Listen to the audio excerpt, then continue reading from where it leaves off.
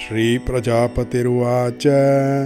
नमः परायावितथानुभूतये गुणत्रयाभासनिमित्तबन्धवे अदृष्टधाम्ने गुणतत्त्वबुद्धिभिर्निवृत्तमानाय ददे स्वयंभुवे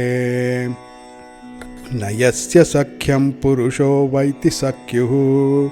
सखा वसन् संवसतः पुरेऽस्मिन् गुणो यथा गुणिनो व्यक्तदृष्टेस्तस्मै महेशाय नमस्करोमि देहोऽसवोक्षा मनवो भूतमात्राम्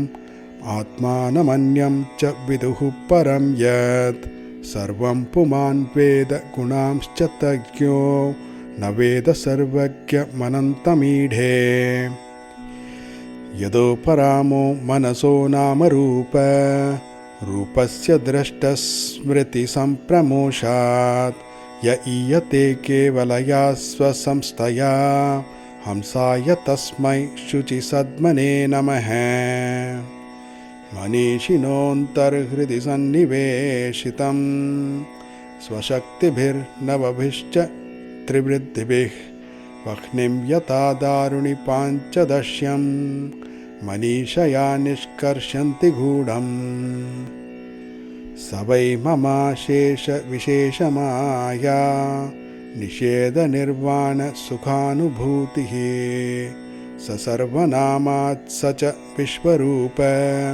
प्रसीदताम् अनिरुक्तात्मशक्तिः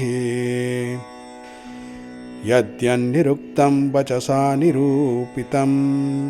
दियाक्षभिर्वा मनसोत यस्य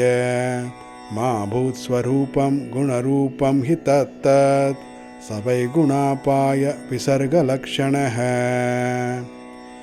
यस्मिन् यतो येन च यस्य यस्मै यद्यो यथा कुरुते कार्यते च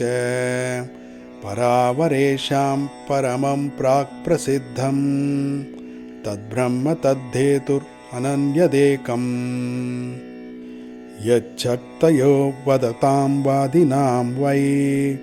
विवादसंवादभुवो भवन्ति कुर्वन्ति चैषां मुहुरात्ममोहं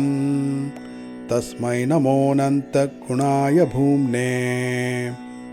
अस्तीति नास्तीति च वस्तुनिष्ठयोरेकस्तयोर्भिन्नविरुद्धधर्मणो